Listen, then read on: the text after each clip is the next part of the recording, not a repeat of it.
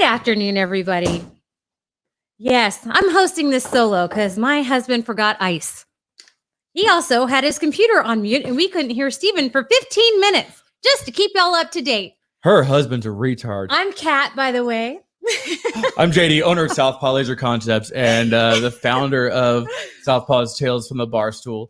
We got a really cool show lined up for you tonight. We got Mr. Stephen Eugene Kuhn.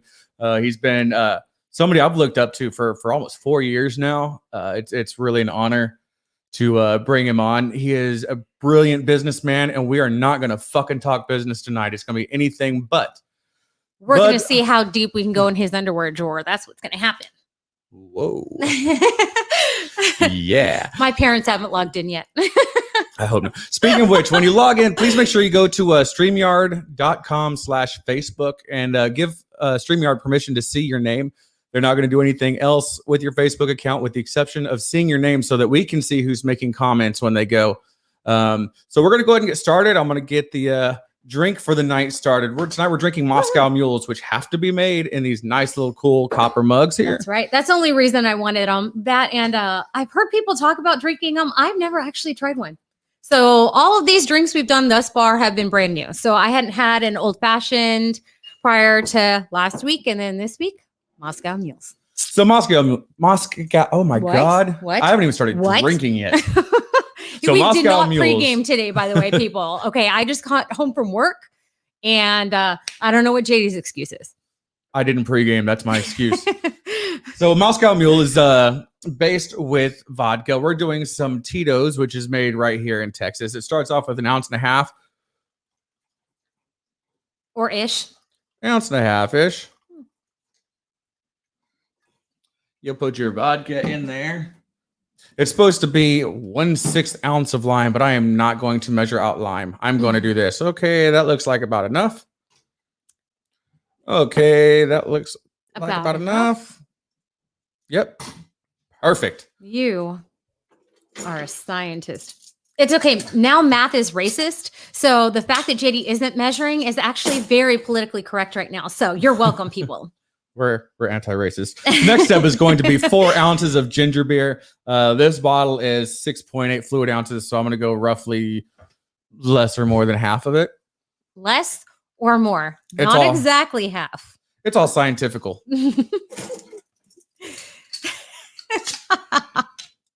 So, and disclaimer. We may not be child appropriate. That is for not just the show, but in real life as well. We're not child appropriate. We're probably going to have to pay for therapy for our own children. We're not paying for yours. Okay? No. And final step. You stir it and you garnish it with lime and you are good to go. It looks like we've got some people posting it on Facebook. We'll be sharing your comments here in a little bit. For now, go ahead and let us know what you're drinking. So, as we try this guy out. All right. Man, that is tasty. So, we're going to get on with the next part. We got to bring out our sponsors. I like that. That is really gingery. That ginger beer is really gingery. So, we wouldn't be able to do this for you. We wouldn't have this cool equipment. We wouldn't have cool guests or cool production value that's really shitty. We just make it look good without our sponsors. Our first one is Mr. John Oda, Gunner Gray Furniture Fusion. Love it. It's gunnergray.com. If you're looking for handmade, hand quality furniture, this stuff is like heirloom quality. I'm going to be sharing pictures next week of some of his furniture because I've told people about it. You would not believe me until you see it yourself. They are absolutely gorgeous. Gorgeous. It's not that crap that you'll find at Sutherland's, which I can't say because work people. I've got some furniture from Sutherland's, but this is not your tchotchke stuff. This is quality stuff, and one day I'll be able to afford it. He makes IKEA his bitch.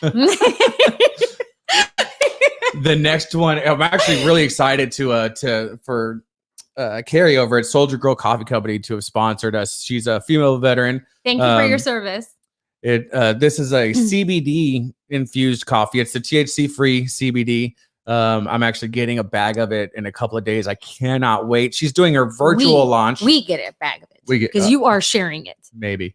So She's doing her virtual launch on March 13th. You can go to sgcoffee.com to get more information. You can also find her on Facebook at Soldier Girl Coffee Company LLC. And then our final, oh my God, I haven't even started drinking. We also have Warhorse Legacy Foundation. So Warhorse is a really, really great organization. They, as it says on the screen, they foster healing in veterans, their families, and their communities. But the way they do it is they do it through equestrian activities. They do horseback riding, learning how to tame horses, brush horses, do just any kind of different activity. They don't call it therapy because they are not therapists, but what they do is they find a good way for somebody to put a positive outlet on their PTSD and their anxiety. That is actually the best way JD has ever described it. Usually he called it PTSD horse therapy. And I thought, how many horses have PTSD? So I'm really glad that he clarified now, because for a non-veteran, it was getting real confusing. But their foundation is amazing. And I know it's a new year. Everybody's on these like resolution kicks still. So if you want to give back, it's a great foundation. We've got to help our veterans. So without further ado, I am very, very, very honored to bring our guest on, Mr. Stephen KUHN. He is the recent author of Unleash Your Humble Alpha, which is a book that I am reading. It's the wrong thing. Yes, he did, but I fixed it. All right, you're clicking from now on. I'm no longer a clicker. Stephen, say hi to us. Hello, everyone. Greetings. Greetings. You're actually drinking. You're actually drinking my favorite drink. Like really? My favorite drink of all time. Yep, killed really? it. Really? What a wonderful coincidence. Oh, and I picked it. Stephen, you and I are on the same page this week. I was wondering, like, I wonder if I can get a Moscow or Mule here in my little village in Hungary. And no kidding, I walked into the shop today, opened up the door to buy some aloe vera, and there was literally ginger beer sitting on the front shelf. I was like, what are the chances of that? Literally, seriously, yeah. So are you drinking it tonight also? No, it's 3 a.m. here. No, probably not. Oh, that's true. That's true. So before we get into the fun and games, you have 3 minutes, and you don't have to use all of them if you don't want to talk about any and all of the businesses that you have, because I know you've got a lot of them going, especially the book that I'm reading, the Unleash Your Humble Alpha, which is awesome. So 3 minutes starts now, sir. Okay, so I wasn't prepared for business, but anyway, so I guess the biggest one is the Humble Alpha leadership training and concepts, which is started out with our book with Lane Balone, my partner and co-author. And so that's the book that we wrote about, Unleash Your Humble Alpha, own your presence in life, become the epic leader you want to be. And that's branching out to do a bunch of other things. We're going to Peru in 2 weeks with a bunch of veterans working, with veterans in plant medicine. So ayahuasca, San Pedro, and some combo. And the other businesses are, I do M&A, I do some real estate. I just started an investment fund that is funded at a level that I've never even could conceive of that much investment. But we're using that to expand and solidify the entrepreneurship, vetpreneur venture. So that's pretty much, that's an easy overview. Sounds great. So some very in-depth business questions. No, I'm just kidding. We're not gonna go. Okay, so I have a basic question for you. You mentioned it a little bit ago that you live in Hungary, and yes, you, for some people that don't know, you are a combat veteran for the United States military. You were in the Army. You were what, 13 bang bang or something like that? No, I was 19 kilo tanks. Yeah. Thanks. Okay. So so you went from being in the Army to living in Europe full time. Take us down that road. What got you there, and why you stayed? Well, people forget, but when I came in back in 1986, it was the Cold War. So I loved being in Europe at the time, because it was like, man, it was like a protected area where we could just have the fun of our life, so to say. And there was no war going on. There was no anti-Muslim, anti-this, anti-that. It was just, we were in the Army having a great time in Europe and, doing border patrol. I loved it in Germany. So after Iraq, the wall was down and everything. And then I went to Iraq. After Iraq, I stayed in Germany. I got a European out. So you out process in Europe and don't even go home. And it says a lot about my home life, right? And I stayed in Europe, and I just loved it. I opened up some cocktail bars and like a nightclub, and got into that mess. Got my nose broken, eye socket broken, retina is separated. But hey, that's what you do when you're young, right? And, yeah, just one of those things. Yeah, I ended up staying here. I'm in my 9th country right now. I've been self-employed since '96, and a lot of that was with corporations, European corporations, British corporations. They would bring me on as a contractor or project worker, and I just freaking love it here, man. What's the weather like in Hungary? Like, I'm pretty ignorant. It's the same latitude like Pennsylvania, Maryland area. So you get all 4 seasons. Too cold for me. Too cold. Yeah, all 4 seasons. Yeah. Well, you guys do too now, right? Yeah, but we do it in 6 hours. That's true. Yeah, we do it in 2 days and then we're done. We're out. Yeah, we drop the mic and we're good. Yeah. So you said clubs. JD told me you were a bouncer. Is that right? Yeah, among other things. Yeah, I'm a bouncer, bodyguard. I worked for Mick Jagger, bodyguard. Was that what? Just for 3 weeks. Yeah. You can see him do the chicken dance thing though. Yeah, everything. But you know what? This is when you see him, he's like, the big mouth and everything. But I swear his mouth is this big. I mean, when he got in the car, it was like these little rat lips. It was weird. It was like he just looked like little beady eyes and stuff. When he gets out of the car, he puts on this like persona, right?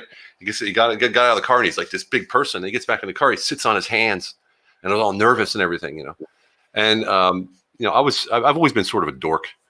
And I also drove him, right? So I drove him, and then I got out, and this is in Germany, and he was scared shitless of having an accident, right? Constantly, he always sat on his arms. And guess who had an accident with Mick Jagger in the car? No. Is that why you only worked for him for 3 weeks? Did you get fired, Stephen?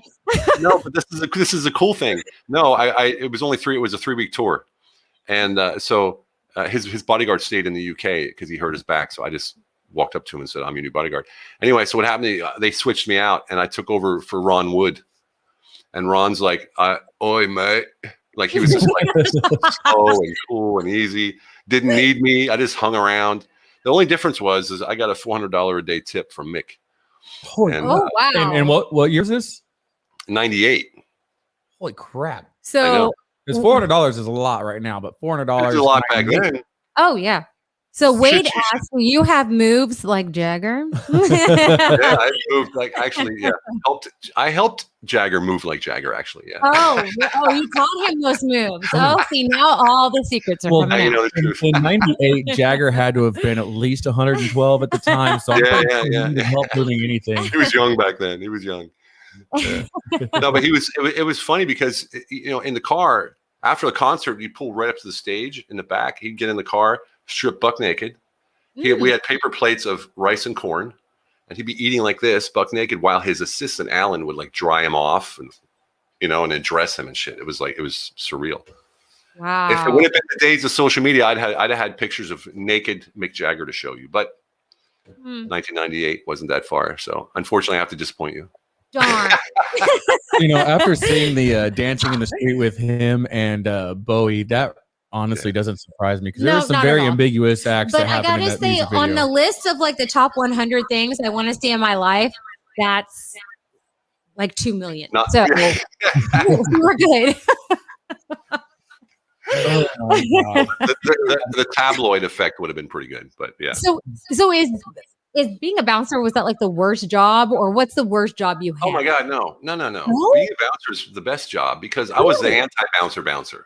Oh, so wait. Let me go back further. So when I first got out, I was the typical bouncer. I literally got in a fight or 2 or 3 every single night, to the point where people would say, "Hey, you got to go to that place because Steven's there. He's he thinks he's a badass. You got to go challenge him."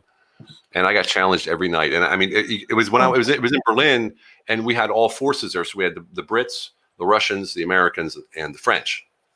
Right. So it's all the sectors. It was all segregated as per sector when we split up Berlin after the war. So they started hearing this, and they would come and challenge me, especially the Brits. And I honestly would get in fights with 4 or 5 guys at one night, and I had to make a spectacle of them. Otherwise, people would keep challenging me. So I was doing like suplexes and body slams. Broke my ankle, broke my wrist, and I broke, like at the Hard Rock Cafe, I broke the entire stained glass Elvis mural with with someone's head, and it was crazy, man.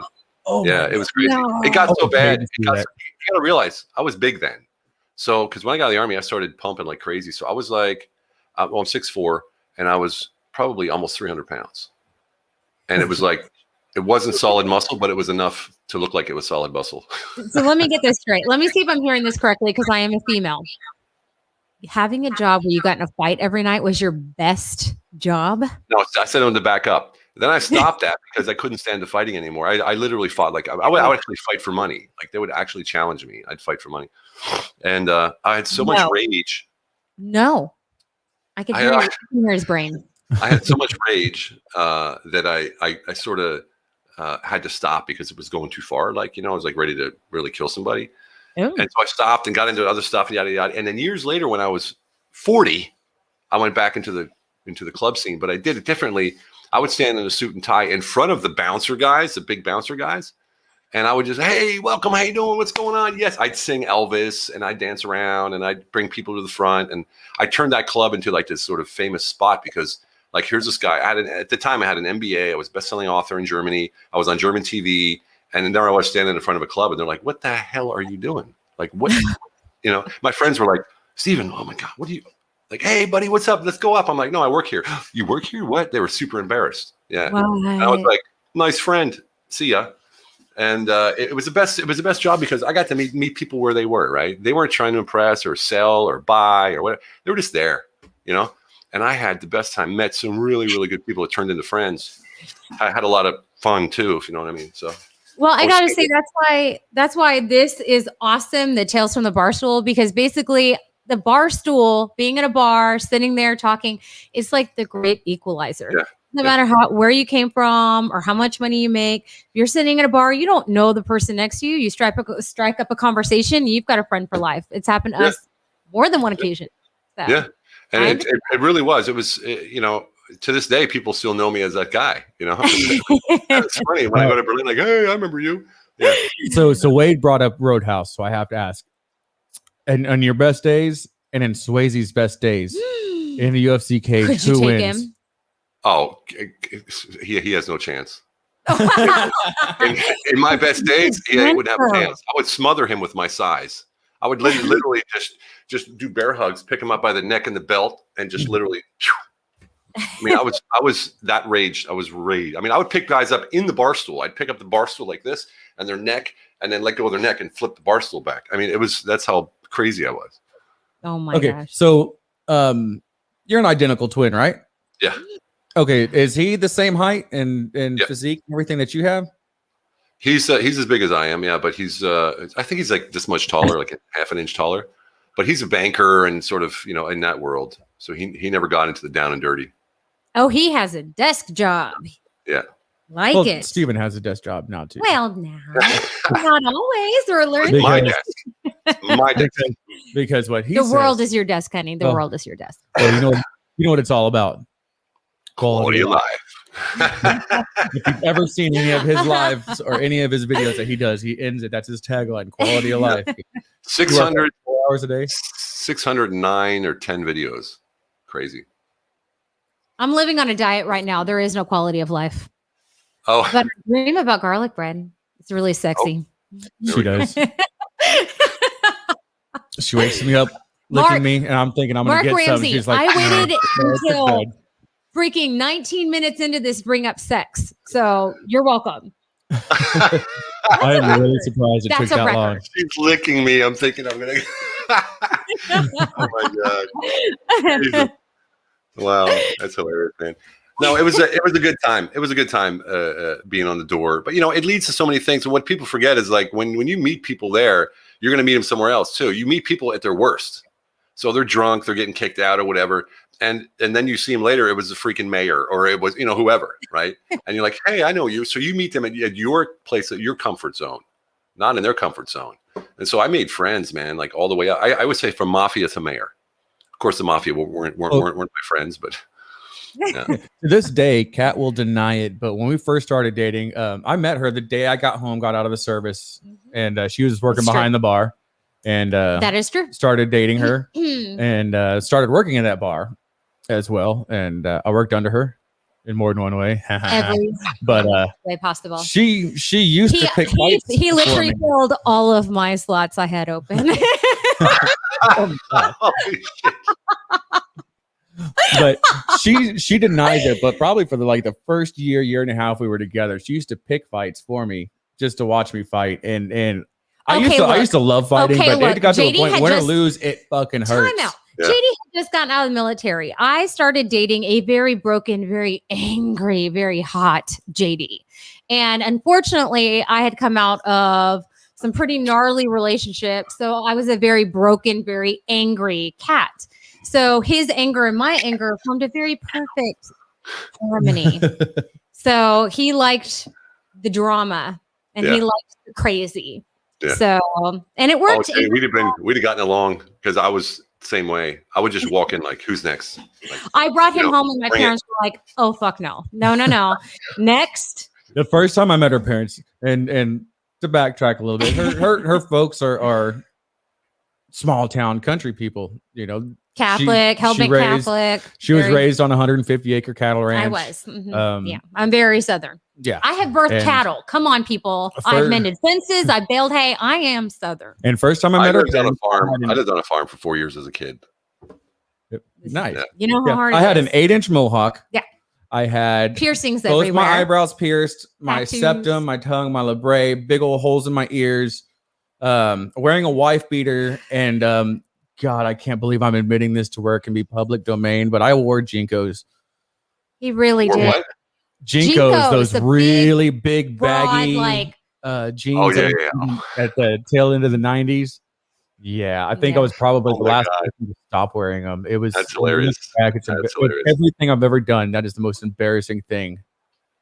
And it wasn't the mohawk or the big holes in your ears. No, it was Jinkos by far. I think it was the fact that he had a criminal record that my dad didn't really care for. I don't think that'll do it. That'll do it for dads. Yeah.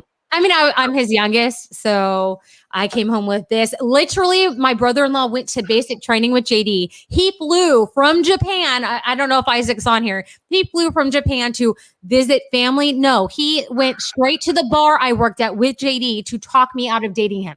And I was like, really? Yes. And I said, look, honey, I'm 18 years old. I am not taking this seriously whatsoever.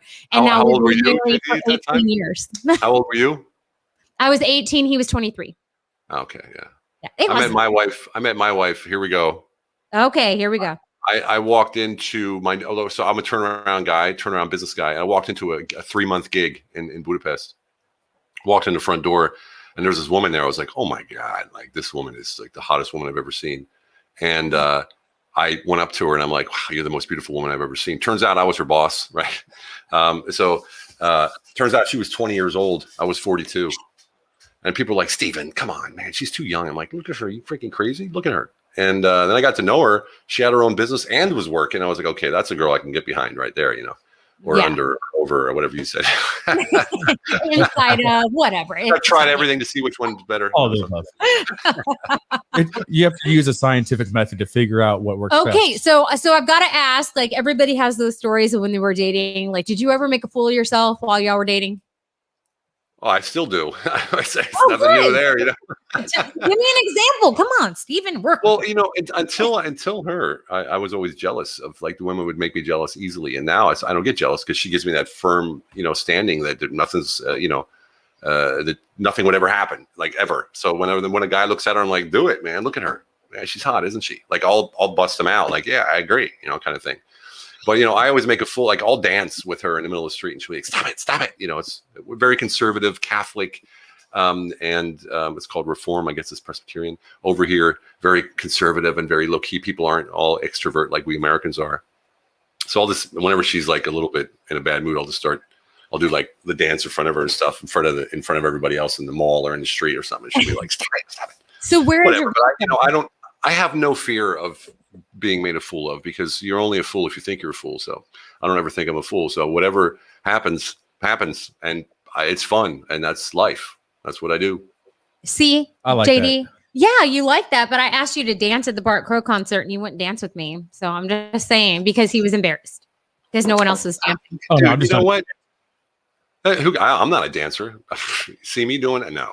6'4" guy, 230 dancing. Yeah, and it's not going to look good, period. No, I'm more embarrassed for her than I am for myself. I don't care. Well, I mean, look. People think about me a long time ago. But I mean, look. This is what you got to think is like people are looking at you going, man. It doesn't matter how he dances. She's hot. You know what I mean? It's like they're looking at the girl going, oh, she's good looking. Who's this guy? Like they were like, who's this dork? You know, they would like look at me like dork, this young. You know what I mean? We got it good, JD. Come on, you know. Thank you. Yes, he does. Although, if it weren't for her, like I would have never been caught dead on just because going out in a button down or boots or combing my hair. Showering, regular hygiene. She's really turned that around, which is it's good. I needed that. Oh, hygiene. It's so fun. That hurdle in life. Yeah, one of those big hurdles in life. Yeah. I've got him peeing in toilets and not outside as often. Not every time. It's my yard, and I'm marking my territory. The bathroom closer. He walks past the bathroom and pee in our backyard. Hey, I like peeing in my backyard. He likes being comfortable. in the backyard. I get to see the stars. We live in a neighborhood, a subdivision, a very nice subdivision. It doesn't kill the grass. No, it helps. That means you got a nice pH balance in your body going there, bro. Even it sounds like you're encouraging him. And that's what I appreciate about you. All right, so I want to do this segment of the show that we do every week. It's going to be called the Unpopular Opinions, where all of us say something and we debate whether or not we agree. All right. Are you going to go first, JD? Yeah, I'll go first. I'm going to zoom in on you then. Hey. So my unpopular opinion is that asparagus and rice pilaf ruin entirely too many dinners at restaurants.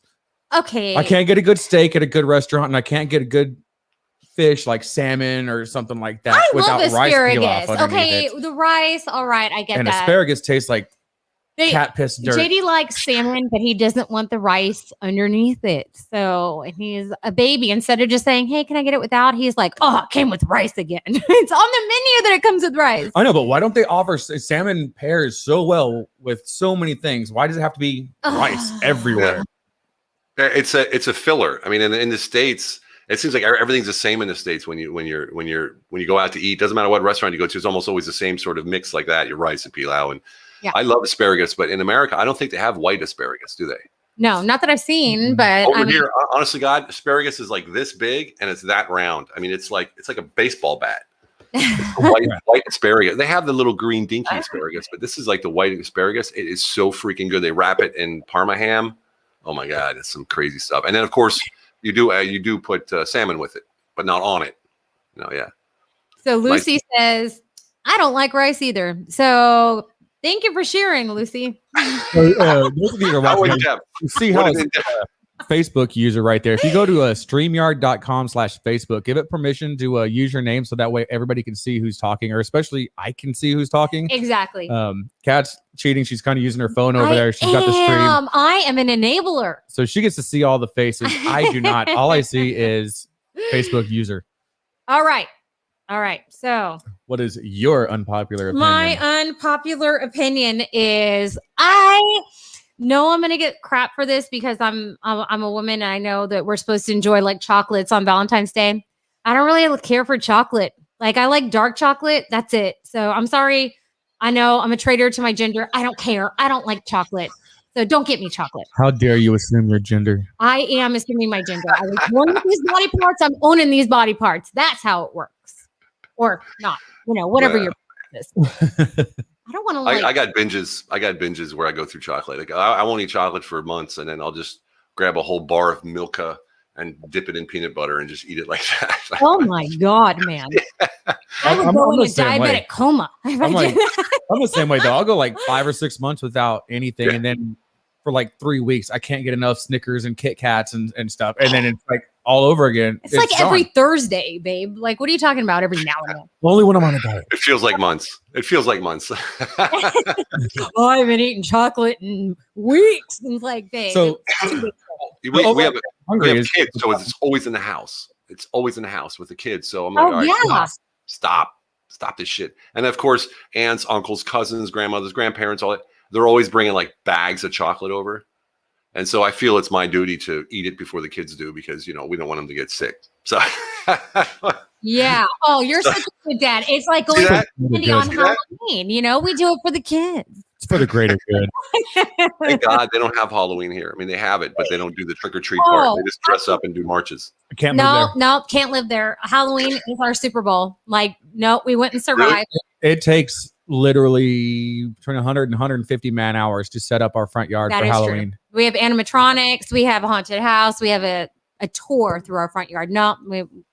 Wow. Hours to get our makeup was on. the smallest year we've had in a while, and there was somewhere between 300 and 400 people, and it was because the smallest of one we've COVID. had in It was years. small. Yeah. Last year it was it was between 500 and 600 kids we had the year before.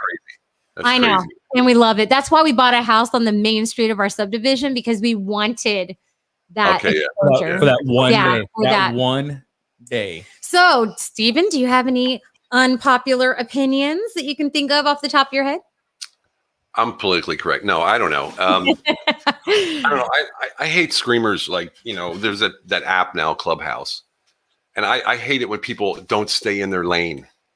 You know what I mean? Like if they're talking about shit they don't know about, and they're just talking, giving advice, and have no experience. It doesn't get under my skin. But it's like, man, you're doing yourself a disservice. People are going to look at you like, oh man, this guy's an expert. And then they're going to Google you or whatever. They're going to like, this guy has no experience whatsoever. Like, why are you doing it?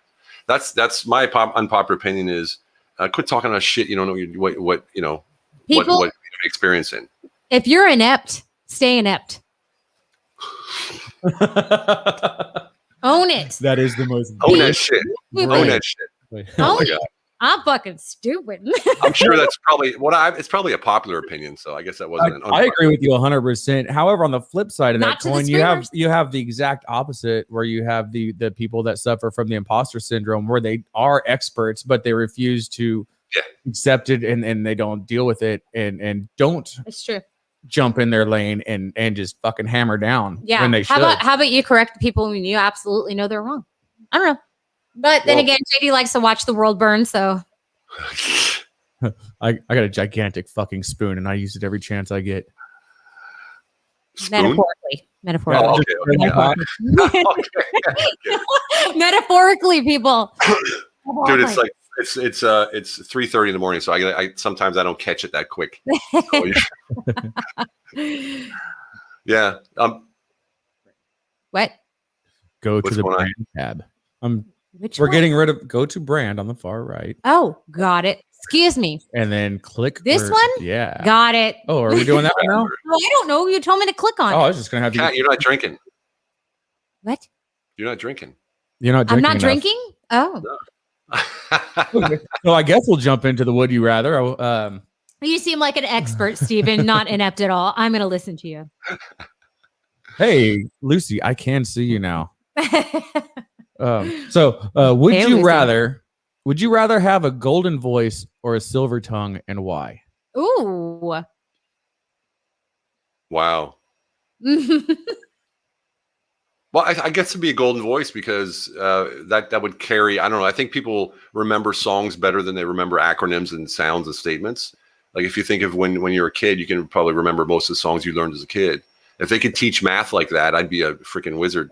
So probably be able to. I'd love to sing. I mean, I could sing a little bit. I did when I was in the Army. I'd sing on stage in Germany with who's that guy from Dukes of Hazzard, the dark-haired guy. No, the dark-haired guy from Dukes of Hazzard. Tom Watts or Waits, whatever his name was. He was doing a country music tour in Germany, and I got on stage and sang All My Exes Live in Texas from George Strait. So that was did they ask you to come on stage, or did you like kick people's ass all the way up to the stage? You're I was in the Army then. We didn't do that shit. You'd be putting it no. No, I was it was a country music club in Frankfurt. It was a lot of fun, man. I got in a lot of fights there too. Back in the old days, the Army days, we got in fights, but it wasn't as bad as it was when I got out. That's for damn sure. But we got other GIs and Brits, and it's when you're in Europe where the other communities, military communities are, then of course you're going to fight with each other. It's just what we do. What about you, Kat? Would you rather have a golden voice or a silver tongue?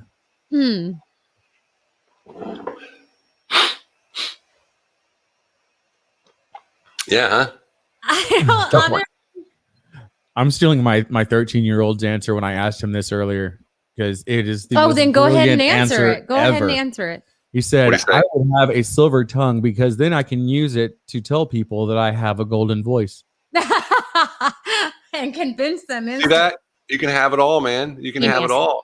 Just And that came from my 13-year-old son. So I'm like, Yeah. oh, man. You know what? I kind of like to have things my way. I know you never noticed that before Really? now. So yeah, maybe the silver tongue. Oh. Maybe that's You already use get your it. way. Use it for That could be Elon. I'm already interesting. That could thinking be about interesting. Yeah. When you were That could be talking about singing on certain stage, situations. What's that? when you were talking about singing on stage over in Frankfurt, it reminded me. I was in Saudi Arabia. I was at Escon Village. It was the New Year's between 2000 and 2001, or it's Christmas right before 2001, and there was a USO band playing there, and they were like, "All right, are there any musicians that want to come up here and play or sing?" And of course, everybody around me knew that I played guitar and I'd sung somewhat decent-ishly, and so I go up on stage and I have a quick conversation with the band to see what we would all know that we could play together because we've never played together before. And we ended up doing Hotel California. Oh, yeah. Everybody knows. I hadn't played guitar, sang in a while because I was on a deployment. Well, if you can call it deployment, it's like one step lower than Qatar being at Escon. But we get to the second verse and I just completely just blank out on the words. And so it's pretty much just an instrumental for half that verse. And No. Just like mumbling. I would try humming, and I'm just like, okay, whatever. And I'm just playing instrumental, and then I jump back in with the. Actually, I even said I laughed. I said in the mic, I forgot the words, and of course, there's a nice roaring laugh from the crowd. And then I jump back into it, and then it says, where it says we stabbed with our steely knives. I said we shoot it with our M16s because, of course, that would. There we go. Yeah. Awesome. That would redeem myself. Yes. And of course, that gets the standing O and everything, and do the solos and outro and all that stuff. And I'm like, being typical JD, I get up to the mic and music's over. I'm like, hey guys, I'm sorry, I fucked up that song. Fuck. And I look right down, right in front of me, about 16 foot, is base commander, base chaplain, my squadron commander, my squadron first shirt, and I'm like, oh shit. Okay, I'm gonna tell a story about a spring break from years past where JD forgot the words to Pearl Jam, and he decided to do a grocery list and grilled cheese sandwiches, and some freaking 18-year-old bitch comes up and is like, "Oh my gosh, I always want to know the words to that song. You were so hot singing it," and I am just dying. It was literally, I was laughing. just streaming together as many random words as I possibly could because that's what Eddie Vedder sounds like. It was amazing. And she had no idea. I don't know if she was just that drunk or she had a thing for musicians. She had a thing for JD. Come on. I think that's exactly what it was. Yeah. What do you do? What do you do when that happens? Who, me? You let the claws out or what? Oh, actually, no. Actually, I kind of laughed at her, like in her face. But no, we're not. No, we're not really the jealous type, I would say. Like, I mean, we've had moments in our lives where we probably got. Stages there was stages. But for the most part, I mean, I'm sitting right there and he's just like, yeah, and that's my wife. And even before we were married, he was telling people, yeah, my wife's over there. Why don't you go tell her you like the song? So he just sends it my way. And I'm just like, oh, really? You like my husband's song? That's so cute. Now go away. So it's my wife is like, she's not jealous at all, but she'll protect me. Like when someone comes up, she's like, sort of kind of thing. And it's funny because I remember one time when we were first dating, we would actually go into bars and stuff, which we don't do anymore. Well, you can't, and I was coming out of the bathroom. There's a guy trying to talk to her. And I swear she's just there, just sitting there waiting for me, looking around like this. And this guy's like right here. And I mean, she doesn't acknowledge his existence. It was so funny. The guy's looking around, like talking to her, and she's not responding. He's sort of standing there like an idiot in front of everybody. It was hilarious. And I was like, baby, that's the shit right there, man. Like, just don't even get engaged. You don't have to tell him to F off because you don't acknowledge their existence, man. She's so cool like that. She got that super, she can put on that super, B face, like, or, really, really good. Just like blank. I don't see you. I don't see you at all. I don't acknowledge you. It's amazing. I mean, she does it to me sometimes too. So I don't know. Kat's face says more than her mouth does. It's unfortunate at times. It's unfortunate. Like, I've literally been in a situation where a nurse is like, does something stupid. I'm like, no, you did fine. Really? Yeah. Yeah. And JD's like, no, your face, No. babe, your face. Your face said exactly what Damn it. what your brain was thinking, regardless. of Yeah, what I your can't lips hide. I can't hide when I can't lie like that either. It just comes out. All right. So would you rather, you ready, JD? said. All right, let's hear it.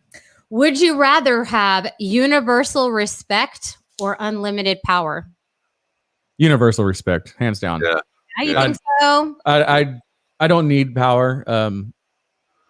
Well, respect means you have presence, and with presence you have influence anyway. So it's the same thing as power, but it's I guess you could say that influence is more like power as opposed to force. I think you're talking more like power, force, power kind of thing. And I think presence is more like an influence that's softer because people will be drawn to you instead of you forcing them to do something. It's true. Usually respect is earned as opposed to power that you just achieve either With a rank or something. Yeah. Yeah, exactly. Well, there's Staying in the army. Yeah. There's a definite difference between leadership and power position. That's true. We have chickens next door, and the rooster's going off now. Just know if you could hear that, in the What's background. one of the sunrise there? It's it'll be another 2.5 hours for the sun to come up. But I guess my light will come up. He's That an was going off. overachiever. That's what he is. Yeah.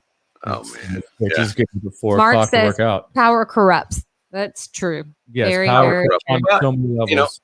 Power, yeah, it depends on your definition of power. A lot of people think power means also influence, but it doesn't necessarily mean when you have power you have influence, or when you have influence you have power. But it all depends on where you have it, Yeah. So And yeah, I'm for sure. like, pretty universal. Everyone said respect. So Respect. agreed. Agreed. That was a good one though. But Thanks, Yeah, babe. that was a good one. That was a good one. Thought- Yeah, I gotta be careful here. Get scarred for life if you make the wrong answer. Yeah, I had the right answer written down. So yeah, I'm glad we were all on the same page there. So I'm going to bring something up, and I do not want to get into the political or the ideological portion of it. You've been, almost completely on the opposite side of the globe that we are. We're here in Texas, and we just had an announcement today from our governor that they're going to be getting rid of the masks and all the COVID restrictions as of Wednesday next week. Of course, businesses and private entities still have the options to follow whatever regulations that they see fit. But as far as the mandates are all being lifted, how's COVID been handled over there? Like, what restrictions have you been dealing with in are a still different country? dealing with. Well, you got to differentiate between Eastern Europe and Western Europe. Western Europe is crazy. It's like, honestly, in Germany, you would think that they forgot what a Nazi was because they're acting like it. It's so bad there. They have internment camps with concertina wire at the top for people who haven't worn their mask 3 times or didn't obey the curfew 3 times. They have, they're throwing politicians, elected officials onto the ground face first because they're not wearing their mask outside. Ooh. In Austria, like it's just out of control. Anyway, on this side of the old East Bloc, the old wall or the border, it's pretty much still that mentality, like what the government says goes. So don't even try to argue.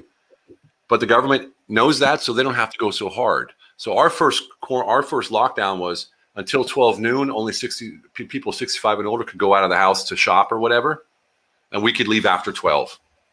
Ooh. There was no curfew or anything, and it was easy. You had to wear a mask indoors, at the grocery stores or whatever, but that was it. And since then, they have a curfew now until 8 p.m. at night until 5 o'clock in the morning, which I don't go out after 8 anyway. So, we have kids. What's the population and density like there, just for comparison? In Hungary, or just your specific area where you're at? You ready for this? I live in a village of 2,000 people. Oh, like my Nice. hometown. Yeah. And Nice. 10 minutes is 16,000 people. 20 minutes is Budapest with 1.6 million or 1.8 million people. So we're like in between 2, sort of cities, I guess you could say. And it's so in Budapest it's a little harder. People are. I think it's more about the people, right? So you have the enforcers what they call, I guess they call Karens or something in America. So you have these enforcers running around like, put your over your nose and, that kind of stuff. And you're just like, okay, man, relax kind of thing. There's no fist fights or rudeness or, people, arguing with each other and fighting and calling the cops on each other, at least not that I know of. I had the cops call to me one time here because I got an argument with a neighbor about their dog barking 6 hours straight. And then it was funny because actually it did me a favor. Actually did me a favor because the cop came and he saw me. He's like, because I don't speak Hungarian good enough, or at least I act like I don't. And so he called my wife on his cell phone and was talking to her in front of me. And she said, look, he's a war veteran. He's got PTSD really bad. Just don't excite him. Like she's really no sudden movement. She's totally okay. He's like, it's okay. You can go home now. And since then, the whole village thinks I'm psycho. And then on top of that, one time I'm driving and this guy cuts me off in a little village road. And I was like, hey, like this, because you can't flip people off here. Everyone knows each other. Well, he thought I flipped him off. He sees my wife at a gas station right around the corner and stops and says, like, is that your husband with the, with the German license plates on his car? And she's like, yeah. You better tell him, yada, yada, you better tell him not to flip me off again or I'm going to come visit him. And her response, just don't come alone. I was like, yes, nice. So cool. How cool is that? You know what I mean? Like, that is pretty good. That is biblical. That is pretty good. Yeah. Dang. That is. I'm going to write that down. Like, oh, shit. So, yeah, now I have this, like, reputation, like, sort of no one messes with me. And, of course, I don't leave the house except for go to the gym because this is my office. Yeah. And all of the mothers of the kindergarten kids, because there's only 2,000 people, there's only so many kids, they all go to each other's birthday parties. And the men never go. It's just the wife and the kids.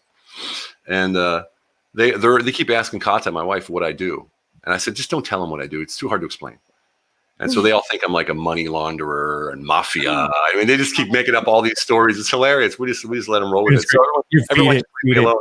Yeah, everyone just leaves me alone. It's great. Oh my God.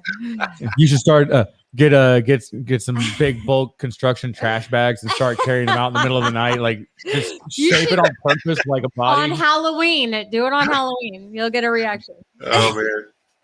Yeah, it'd be funny. Yeah. Like now they're very standoffish people here anyway. They're very Hungarians are very pessimistic, sort of negative people. It took a while for me to get, used to that. So now I just do positive. The more negative they are, the more positive I am. So they think I'm crazy anyway. Well, I think it's a good rule to follow in life. Hang on, go on. I'm sorry. Our German Shepherd is joining the show. Girl, Sadie, go away. Go on. Down. Yeah, I got my Irish setter back here too, sleeping. Yeah. Well, our shepherd is the size of two shepherds because she sneaks in at night and eats all the cat food. And apparently cat food makes dogs really, really, really fat. Obese. Yes. And then she sheds another German Shepherd every 2 days. Oh my God, she sheds. She sheds another German Shepherd. Really? She does. There are chunks of German Shepherd all over the house. Chunks of German Shepherd. That sounds funny. Yeah. So, without getting into your businesses, with politics. Your business, let's get into you do a lot of traveling and you go on a lot of vacations, a lot of business trips, things like that. I see your pictures on Facebook all over Europe and parts of Asia and everything. It's Peru. Yeah. So when do you pack? Do you pack the day of, the night before, a week ahead? Night before, man. I always pack everything the night before because I'm going to need something. I promise you. I try to pack before to be all that squared away and stuff. Like, damn it, I need that thing that's in the very bottom. And no, so I pack the day before. And I lay it out like day 1, day 2, day 3, day 4, day 5, day 6. Y'all give me heartburn. I'm not the only one. No, I only do carry-ons. I never check bags. I don't care where I'm going and how long. I never do check bags. Only carry-on. That's a smart idea. Yeah. But JD packs the night before or the morning of for any trip. It doesn't matter how long the trip, and it drives me crazy because he always forgets something, which is why you pack beforehand. It's easy. If we're going for 5 days, I pack 6 days worth of clothes in case there's an oops. That he always forgets something. Myself or something. And I have an extra set of clothes. Babe, did I bring my underwear? How the hell would I know? You packed this morning. Yeah. Like, well, I don't. When I go to the States, I don't bring underwear. I just go to Marshalls and buy new stuff. They don't have Marshalls here. You know, they don't have Marshalls here. They got shitty underwear in Europe. It's like some weird, I don't know. I guess they don't care about fashion over here. I don't know. I don't know. My parents, it's like they were living in Oregon, so every time they came to Texas, it wasn't Marshalls, it was Sonic drinks and Ross Dress for Less or Kohl's. I'm sorry, Kohl's. Wow. And it was every time they came, that's where they wanted to go first. And it's like, you want to see your grandkids? No, okay, after Sonic, you got it. Yeah, I don't know Kohl's either. I don't know Kohl's, but Ross, I went in there. I don't know what the hell that is, but I've never bought anything. I don't know what that's all about. Ross is where they get all anything from the factory that has a thread out of place or something like that goes to Ross. So you're getting like no, well, you know, I got a bunch of Adidas there for like $15 to $25. I've never found anything in. I mean, I looked in Ross. I just look. I don't looks like a per pound. I don't know what they do if you buy it per pound or whatever. But when I go home, the first thing I say to my brother, let's go to Marshall's, because on the main line, well, it's near Philly, right? And it's like the most luxurious Marshall's you'll ever see. I mean, everything's like top shelf, perfectly neat. Nothing's all in these big bins and stuff. You feel like you're in like Neiman Marcus or something, when you go into the Marshall's there. So there's some really good stuff and like really good stuff in there. So it's all the all the Richies live there. So okay, right. Hold on. Hi, Tammy. It's me again. Who are you referring to when you're asking to share the gas station story? Who is that? Is that you, JD? I don't know. No, that was the gas station where the guy went to my wife and said, okay. I was like, what's happening? Is there a different story? Because that would be awesome. No, that was the gas station story. She was up there, but yeah, the guy never messed with us again. Anyway, so Marshall's is like my go-to. First thing I get, like I'm flying to Texas. I'll be in Dallas 13, 14, 15, and 16. And then I'm going on to Peru. I'm staying with Chris Shevers. And I'm like, Marshall's brother. I hope they got one. They have plenty up there in the DFW area. They've got plenty. Yeah. Quick, before I forget, I've been wanting to ask you this for a while because I follow you on Facebook and everything, and you had the picture with the 7 dots on your upper arm, and I looked up a little bit of it. I guess it's the poison of a tree frog that's injected into your skin or something. Elaborate on that a little bit, just so I can. Yeah, actually, they just came off today, so you can't even see them anymore. They're just little white dots. You can't even see them, but. Basically, what it is it's a cleansing that they've used in the Amazon for hundreds of years. And you take the poison of first they take a little stick, they light it on fire, and they burn holes in your skin. Not deep, just to get the top layer of skin off. Then they take the poison from the frog and stick it in these holes. Really nice and neat. And literally within seconds, it starts to burn. And within, a minute, your head feels like it's turning into a balloon. And it just turns, it's so hot and so much pressure. And it almost like goes down your body like this, scans it. And then it forces your body to secrete a bunch of fluid and dump it in your stomach. And at the same time, you're drinking water like nobody's business. So I drank probably a gallon of water on the way there. And while I was there, I drank one of these big bottles like this. And then during the ceremony, I drank it again. And now the ceremony lasts about 20 minutes.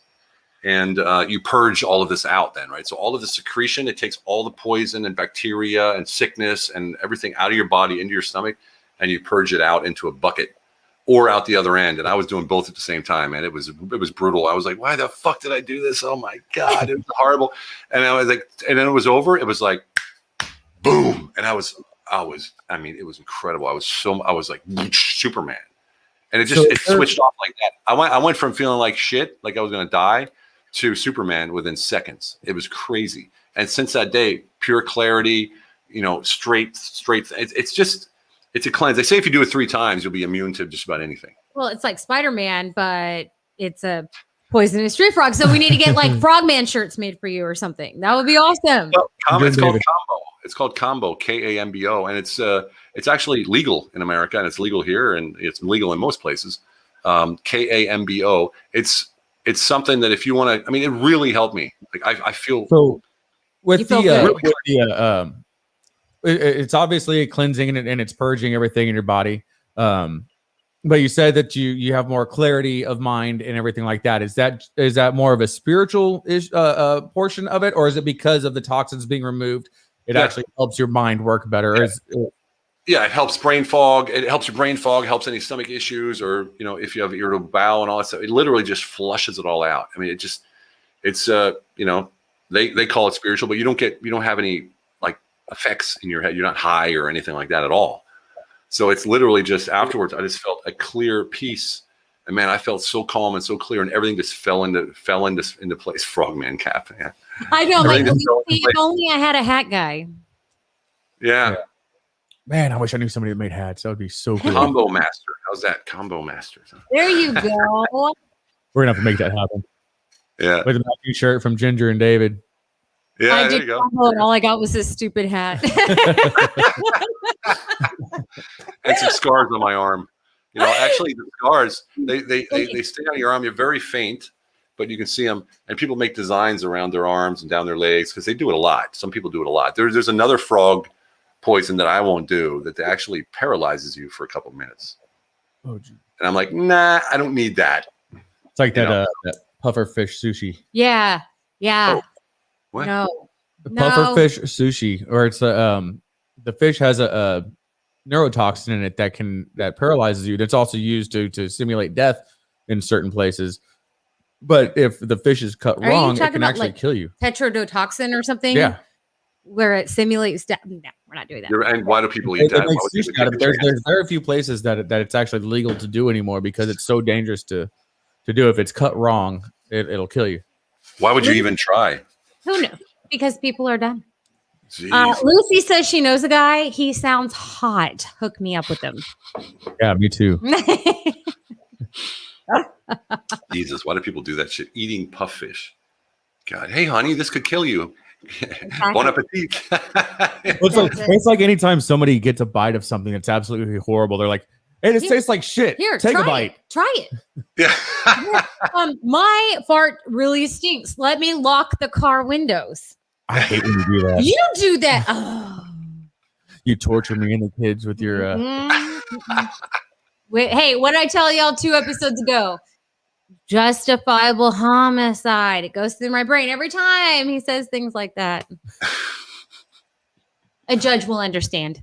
He'll understand. Oh, I got documentation now. You're not Maybe- getting off- now you're recorded forever. Nah, I'm not going to tell you how I'm going to do it. Well, man, we're gonna start wrapping it up, man. It's a minute till 9 our time, which makes it a minute till 4 a.m. your time. I definitely cannot say thank you enough for adjusting your sleep schedule to be part of this. Yeah, we appreciate it. I've always Yeah, wanted my to have pleasure. a nice long conversation with you outside of anything business. So it's Business. it's been really refreshing. I'm looking at your bar scene here, and you have me across the top here, and this light fits in your bar perfectly, man. You see that? It really does. It looks- It actually looks like it belongs. Did you plan that? Yeah, I'm like, oh, that looks pretty. It actually looks like part of your screen. I actually like that backdrop. That's cool. It's awesome. It's a tin ceiling too, isn't it? Yeah. Yes, it is. That's my Yes. goal eventually. Yeah, I wish that was my real bar Yeah, here at that's the house. not our real bar. Oh, you're gonna put a tin ceiling in? I hope so. Eventually, yeah. Nice, man. I want to do a Nice. lot. That's cool. Well, unfortunately, my bar, which we're sitting in right now, if you were to go about 1.5 feet to the right of Cat, you would be in the Southpaw Laser Concepts manufacturing facility. That's exactly what it is. I got 1 foot in his business. The company has completely taken over Dipping my what toes was in.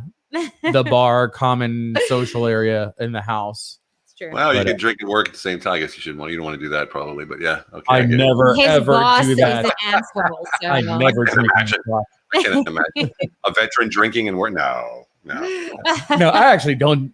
It may seem like I do, but I really don't drink that often. I drink on Tuesdays for this, and then occasionally when I on was- date nights.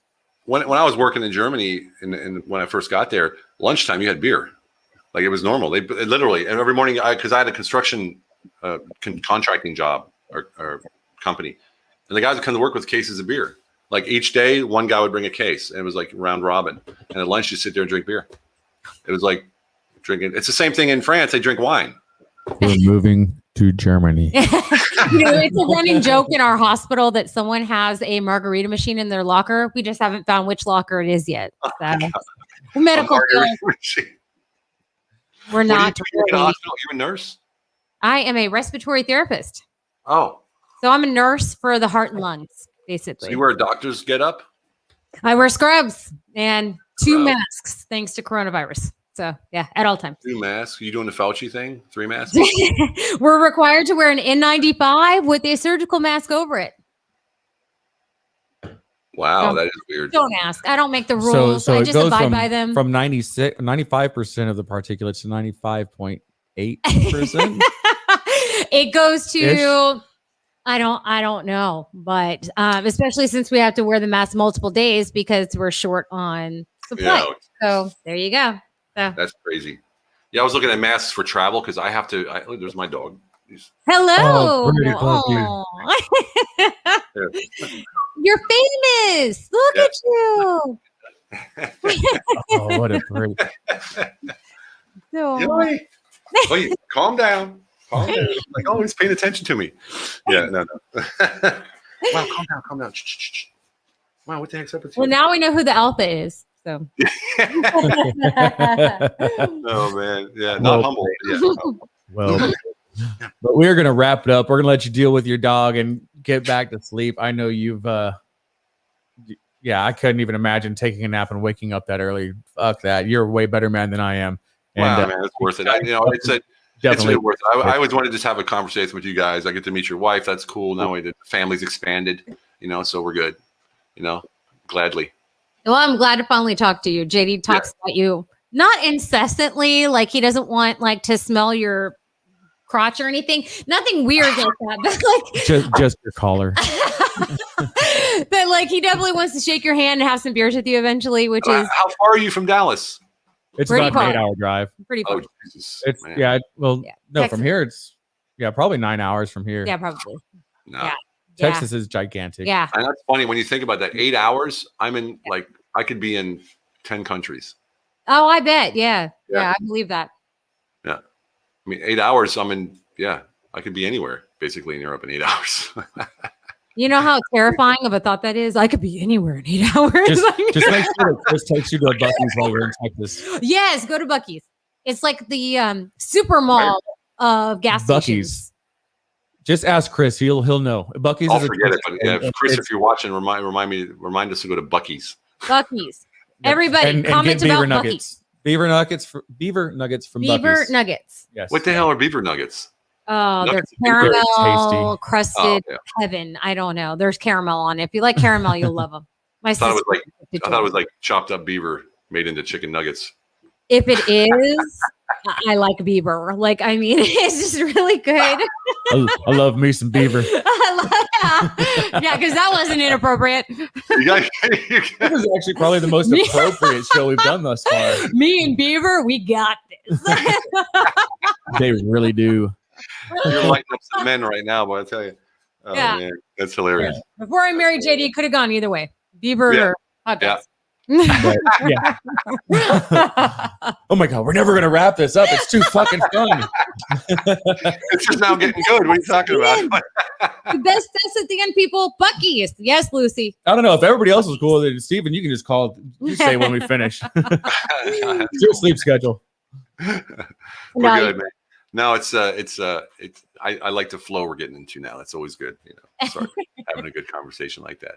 I don't get a chance to do this often. I mean, I'm always talking about business, and I'm in this little village, so I don't talk to many people here except my wife, and she can't hear it anymore.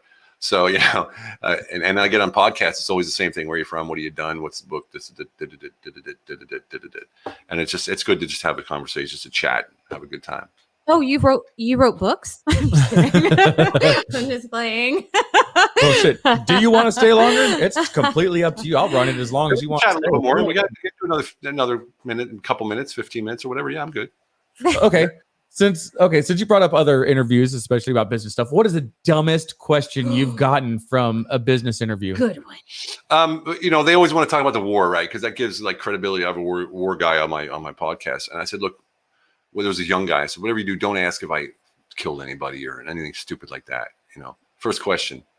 Before we get started, you were in war. Have you ever killed anybody? I was like, and it was live. I was like, I ask you not to ask that question. So you can either rephrase it, or I can get up and this interview's over. I just dumped it. He was like, thought he could call me out on live TV and then or whatever it was live, and I would, Try to fall pigeon prey. you. Oh my. Yeah, God. I think the worst thing is in interviews is when they don't listen to you. They ask you a question, your answer, and they're looking at the next question, not even engaging you, and they go, "Oh, that was great. Okay, here's my new question," and there's no flow, right? I was talking about that today with this guy because I did interview this earlier this morning. It was awesome. It just went and went and went. You know how it is. Like, so what's your favorite color? Okay, thank you. And what's your favorite car? You know, it's like, where's the discussion? Where's the discussion? Right. So that's the key part. You know what you should have told him? You should have said, "Not yet," and then just pointed to the camera and then let it fade away. Yeah. And then the whole audience would have You been better like, call your mom. the whole audience would have been like, Yeah. I've been wanting to use that stupid clap track all night. Button all night. Yeah, that wah, wah, wah. You have that one too, right?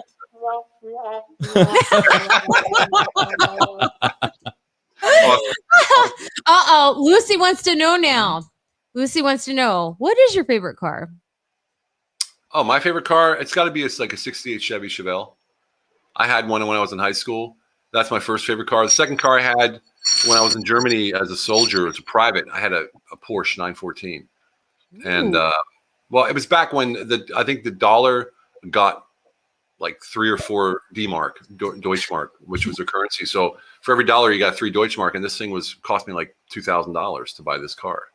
So it was only 11 years old at the time. So it was a Porsche 911 or 914, which is basically the VW Porsche is what they call it. So it has the mid engine. It was a little small red Targa top, 2-seater. It was amazing. I love that car. So you were loaded in Deutschmarks? Yeah, that's right. Loaded. We'd go out. It was like you couldn't spend the money. And then we went to Spain on vacation, and there was a peseta was there. This is before the euro.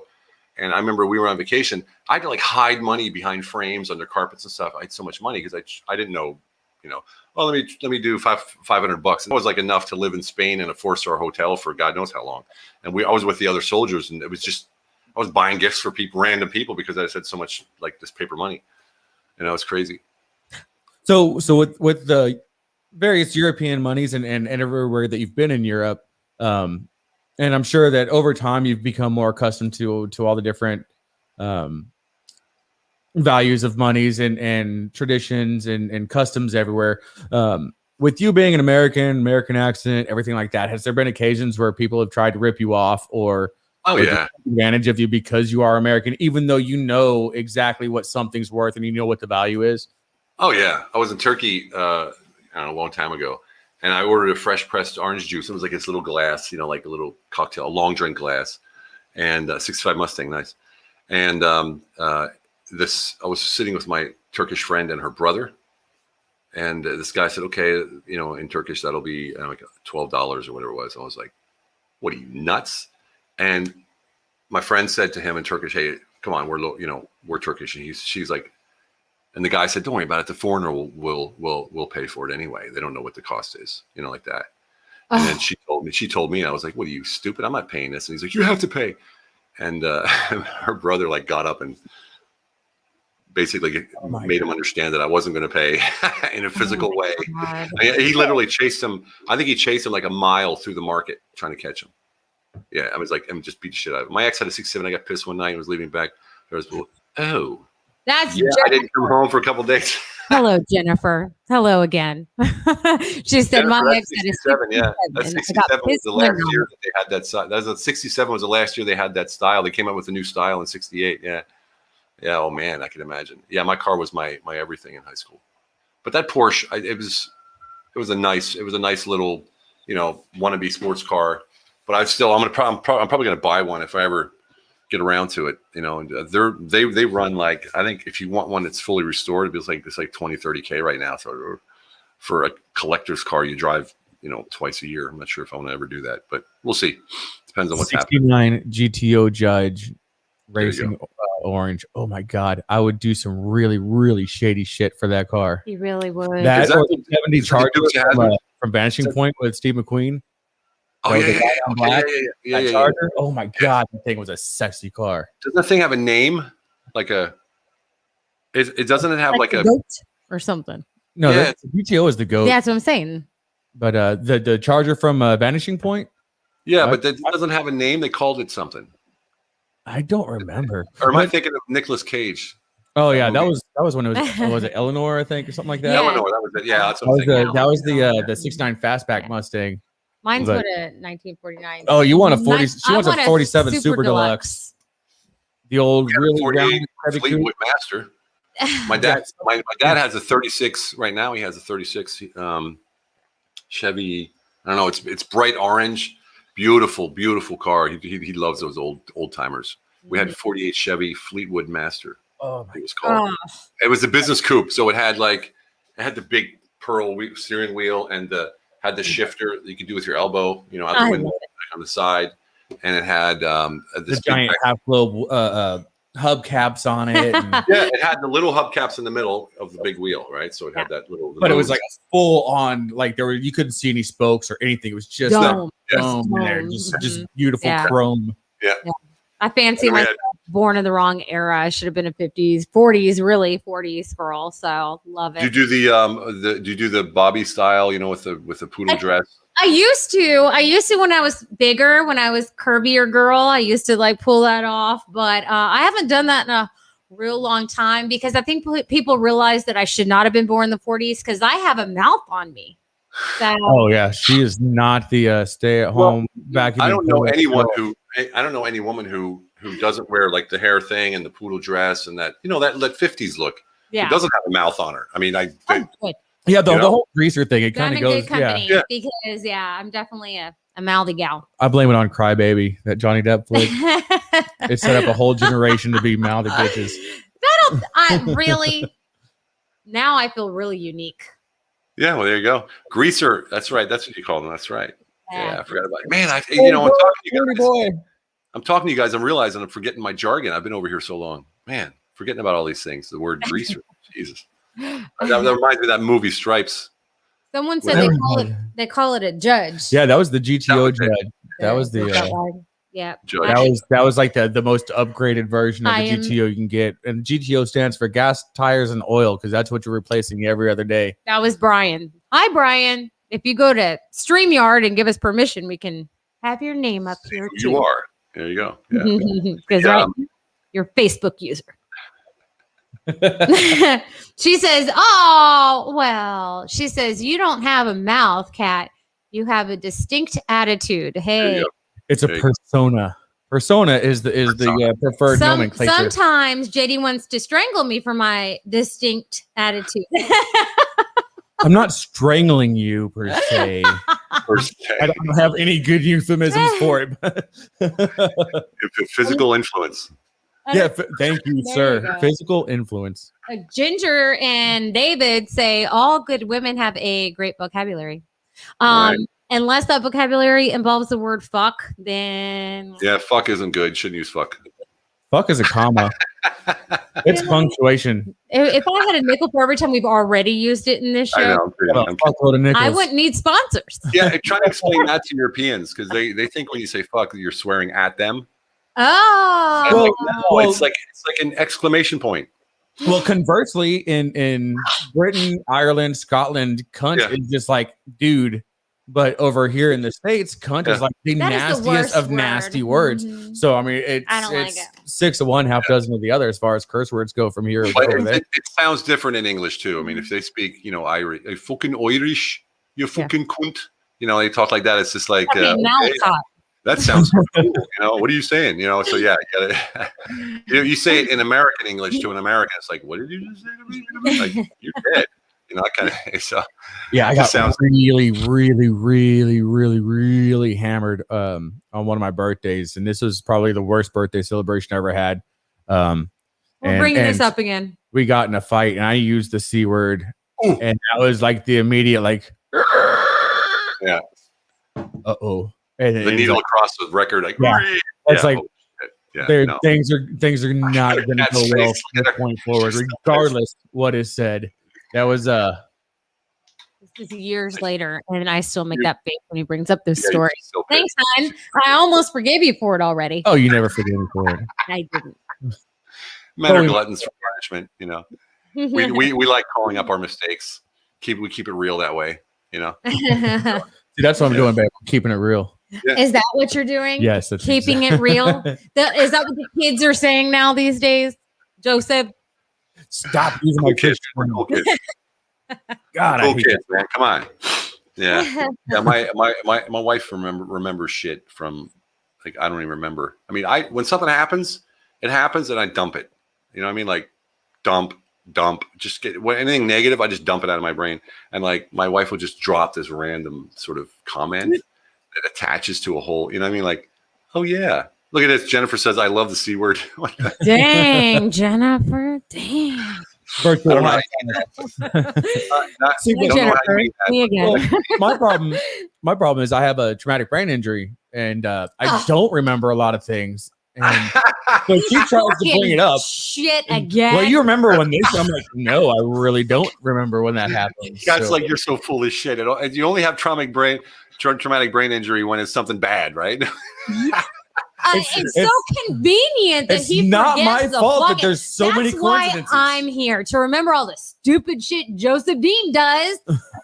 Because his traumatic brain injury won't let him remember all the stupid shit he did. Yeah, I can't pull the PTSD card at home either, so that doesn't work for me either.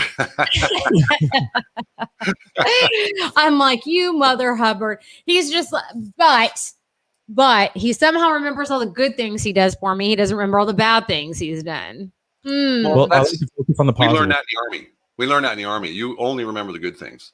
I you think it's selective traumatic brain injury. I think that's what it is. Although when I went to my 20-year high school heard of reunion, that. I totally used it for my advantage because there was Have people you? coming up to me like, "Oh Have my you? God, JD, how have you been?" And I'm like, "I'm sorry, I was in a really bad accident and I had brain injury. I lost a lot of memories. I don't, I'm very sorry." And they'll start saying stories. I'm like, "Oh, You're just an asshole. yeah." It's not your traumatic brain injury. You're just an asshole. You were doing it. You were fucking with him, or you were serious? No, he seriously No, didn't I remember him. seriously you didn't. I had okay. no He clue had who no they idea. were. No idea. Well, I don't have that issue, but I still couldn't remember who they were when I went to my 20-year.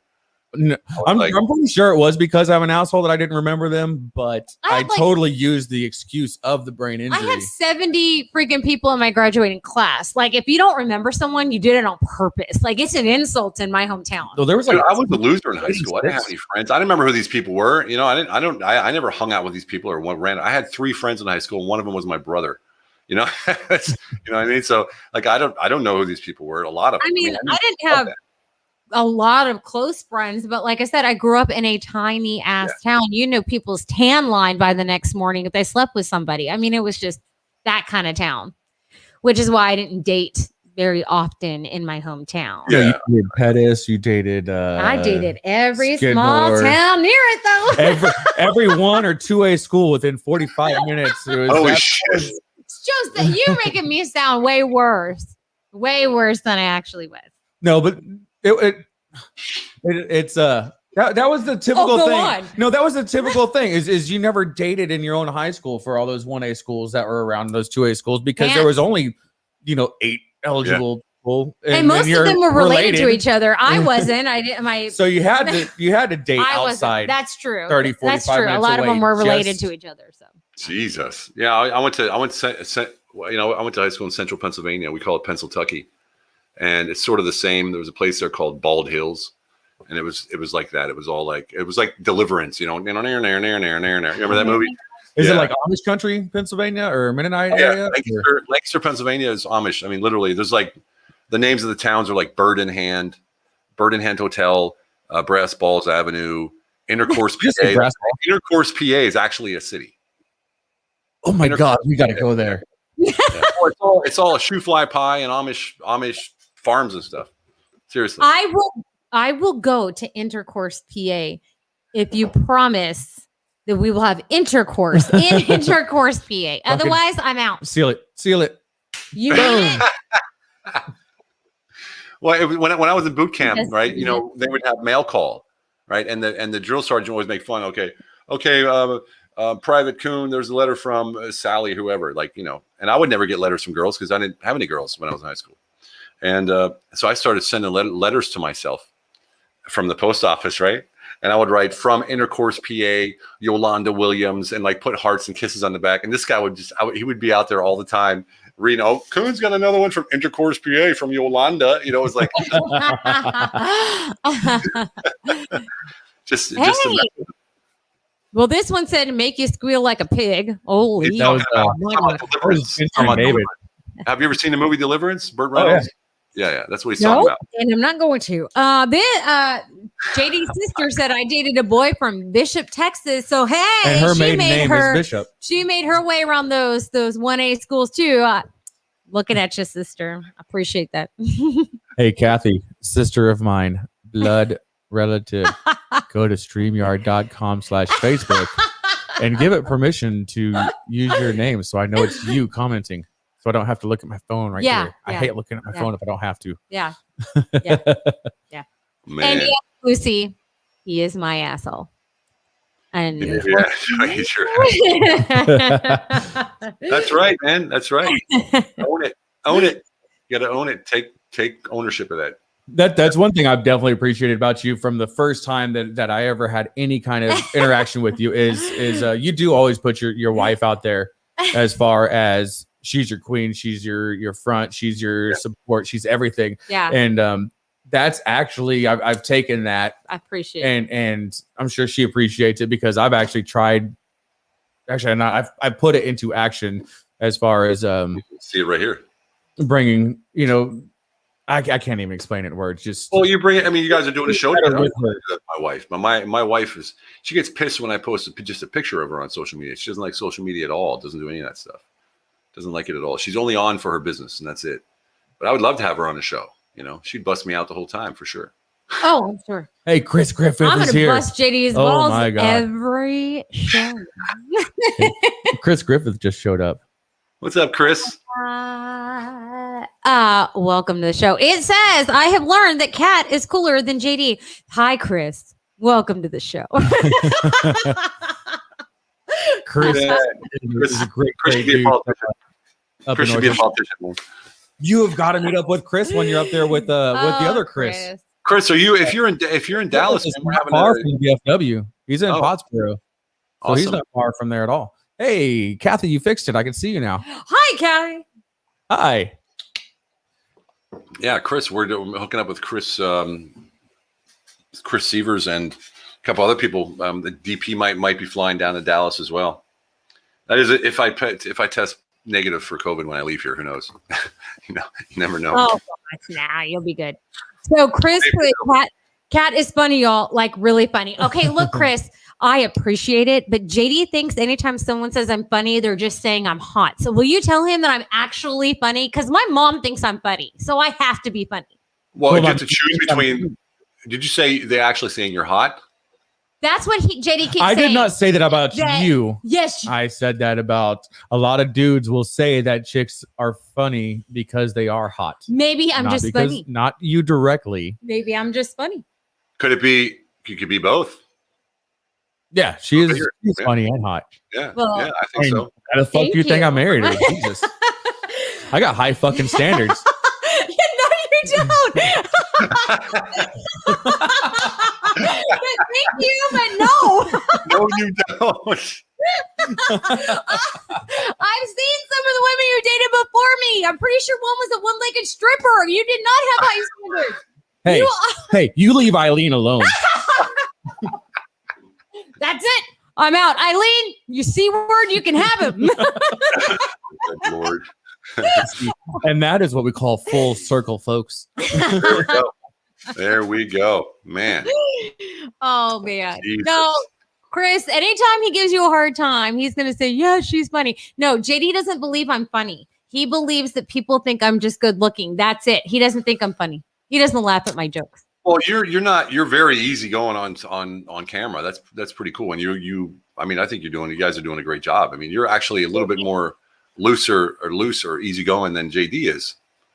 No, I'm always just this way. I'm not taking this seriously at all. No, you're like, I'm not getting paid for this. I am here to bust JD's balls and to tell everybody his middle name is Dean. Joseph Dean. Go. Dean? You say Dean? Yourself. I'm not taking any of this seriously. This is not my business. JD, he's gotten sponsors. Thank you, Gunner Gray. Thank you, Soldier Girl Coffee. Thank you, Warhorse. But I don't see a dime of that. So You do. That's where my paycheck comes from. and I don't get a paycheck. I do some business for JD, and not business like I'm a hooker. I meant like I help him with Southpaw business. I help him with Don't give me ideas. She's in the oldest profession. Respiratory therapy. There's actually a tour in Hamburg, Germany, where prostitution started. Like the very tour where the first prostitutes lived in the world, in Hamburg, Germany. Really? Germany had the first hookers? Yep. Ever? Prostitutes in Germany. Ever. I would have thought it would have been like in it's still legal. It's still legal in Germany or something like that. Prostitution is legal. Like you can go and get a Oh prostitute. yeah. When I was coming back from Kosovo, they pulled us all aside as we landed, and flying back, we flew back from Kosovo to Germany in the back of C-130, and it was a really shitty flight. The back hatch wouldn't close all the way, so it was half speed, half altitude the whole time, just loud as hell, cold as hell, windy as hell. We land there, and they're like, all right, folks, we need 4 volunteers to stay back in Germany because the flights back are all space available. And you're going to have to stay here for 2 weeks. It's $101 a day per diem. You get to stay in officers' quarters, and it's non-chargeable leave. I'm like, Yeah. I couldn't raise my hand fast enough or high enough, and I got to stay there. And so the enlisted quarters were all taken. I'm and waiting for it. Yeah, me too. There was the 4 of us that stayed, and we're all staying 2 different officers' quarters, but they were kind of like 2-bedroom apartments. And we would all split a cab into town every night, and we'd all just go our various directions, whatever. And we'd all meet up a certain time and come back. And this one guy, I'm waiting for him to come back, and he was at the whorehouses all night long, and I'm waiting for him, and I'm waiting for him. He doesn't show up. I take a cab ride back. I'm like, fuck it, it's time for me to go to bed. And I put the key in the door, and I open it, and it opens up about 6 inches and goes thump. I'm like, what the fuck? And I put all my body weight against it, and I push it open. And he's laying down, face down, ass up. He has his polo shirt on, and that is the only piece of clothing that is on his body. Period, plain and simple. His wallet is next to him. His ID is there, and that is the only contents of his wallet. So I guess he pissed off some hookers or some pimps or whatever. I love how you tell the story like it was another guy who went through that. Yeah, I'm thinking like, okay, yeah. Oh, I cannot get the image of that dude's hairy fucking ass out of my brain. Little bit too slow, JD. A little bit too slow. Like you were making it up as you went, as far as like the other guy was laying on the ground. Okay. That's like, I'm asking for a friend. If he has a rash on his testicles, my friend, not me. Good God. Well, what city was that? What city was that? Frankfurt. Oh, it was in Frankfurt. Jesus, because they have a whole red light district down there across from the train station. Yeah, because I would go there. There was they? the strip clubs where you can pay. It was 20 marks at the time, which I think was like $10 American or something like that. And you drink off of that entire your cover charge. You just drink off that. You don't pay for your beer once you're inside.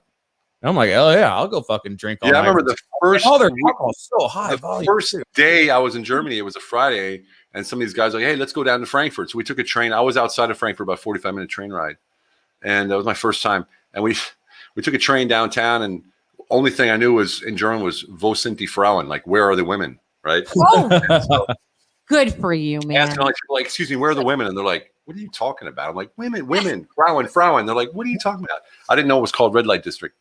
And so anyway, we got there. We went into a strip club, and we're sitting at the bar, and the stage is literally right in front of you, like you do, you see on TV.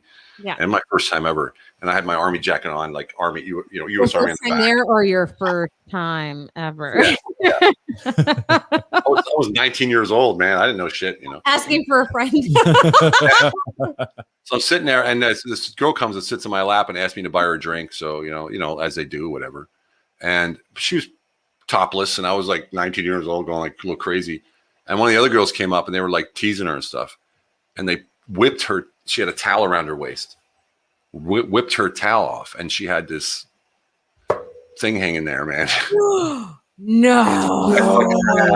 I ran out of there. It like hit me on the leg as I was running by. You know, it was like I ran out of that, left my jacket in the bar. I didn't give a shit. I was 19. I was scarred for life, man. Oh my God. So when you said first time, you went first time with a man. No. No. We've all been there. My first experience with a strip club. That was my first experience with a strip club in Germany. I was like, I'm not doing that shit anymore. So what we would do is because everything closed at 2 a.m., but the trains didn't run until 5 a.m. So you had this time in between. And so we'd go to the Bahnhof, the train station, and across the street were literally high-rise buildings, like 6 stories. Every single floor, every single apartment was prostitutes. And the higher you went, the bigger and uglier they got, right? So it was like, yeah, they're the expensive ones are at the bottom, and the cheap ones are at the top. The cheap ones are at the top. And at the top, they're like grabbing you, saying, "Come on in," trying to make money. And because it's just so saturated there. They had this one called the Crystal Palace or something, it was like marble, and and we would just walk through there to spend time. I never did anything because I was too much of a pussy. But I was just walking around, looking at all the women and just killing time. It's surreal when I think about it now. Was the Crystal Palace the name of the bar or the name of the guy's member? I'm going to rename your dick. Boom. Crystal Palace. If it gets any wider, I will. Well, you ask anybody who's stationed in Germany in the 80s and 90s, ask them about the red light district. They all know. Oh, and there was a club there. They called Oompa music. They play the German music like ner, ner, ner, ner. And around it you had all the tables. You had a balcony, and every table had a light with a number on it. And every table had a telephone. You could just pick up the phone and dial the number of the table of the girls or the people. Hey, I'm table number 32. Look over. Hey, can we come over? That kind of. It was crazy. It was crazy. It was like you could call each other's tables. It was the place was huge, like a warehouse. It was cool. Yeah. So what I found really crazy about Frankfurt was the international airport. There is not just an airport. There's like 3 or 4 different basement levels, and one of them is a legit full-on shopping mall. I'm talking dozens upon dozens upon dozens of stores, food court, the whole thing. Like, there's a world famous nightclub there called the Dorian Gray. It's closed now, but that was like the best nightclub in all of Germany. Was at the airport. Yeah, we went clubbing in the airport a couple of times. I was not a clubbing guy, but of course went there with the rest of the dudes. And it's really funny how he says that, but a lot of his stories from the military were, we're at this club. Really? No, a lot of them were at this bar, or we were fucking. Usually there's the word stripper in front of club, but usually it's, hey, we're at this club once. Okay. I'll give you that one. Yeah, see, I told you. What really, truly, truly amazed me, and this is one of the reasons I want to go back to Germany. Of all the places I've ever been, Germany is one of the places I want to go back to. Is just how absolutely clean that country is. Yeah. Even the ghettos that you drove through, the streets were like it is just so clean. There's no trash, there's no litter, there's no cigarette butts, there's no gum, there's no. Yeah, even in the before the 2017 influx of I guess 2 million wherever they came from, all over Syria and Africa or wherever. Before that, when you're on social welfare, they made you work for €1 an hour, cleaning the streets and picking up the garbage and stuff like that. If you were on social welfare and you didn't have a job, if you were on social welfare for too long and you didn't have a job, you had to work for €1 an hour to support what it is that they were doing, whatever they were giving you. I think it's $400 a month or something, €400 a month. You work for €1 an hour, clean the streets, take the trash, that kind of stuff. So yeah, it's pretty clean over there. Okay, so I've got to read this out loud because it's freaking hilarious. It's a 2-parter from Kathy. I can't even talk now. I accidentally walked down the red light district and pot district in Amsterdam with my 16-year-old. I just wanted to walk back to my hotel downtown from the river. And the second one is, imagine trying to explain to your daughter while the area smells like grandma's house.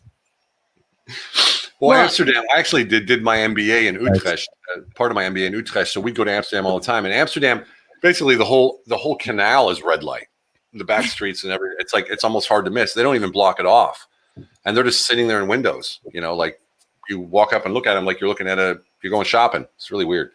In Hamburg, they have Herbert Street, and they have at the end of the street on each side, they have like these walls you got to walk through like this. So only men are allowed to go in there, and that was because back in the day when prostitution started, it was honorable. It was an honorable profession, so they would never. So no women could go in there and shame the other women. So they protected the women prostitutes from other women, and no one knew who they were. Only the men knew. And of course, they're not going to tell anybody. You know, they're not going to tell their wives who the women were. So yeah, it's they block it off. But when you walk in there, you walk out the other side. If you're still fresh and you haven't done anything, there's like 30 prostitutes standing there waiting for you, man. So like, you can just be like, I went shopping in Germany. Yeah. Shopping for ladies. Like, oh, that bitch is a whore. Well, how do you know? Well, it's sort of her address, you know. Yeah, so, asking for a friend.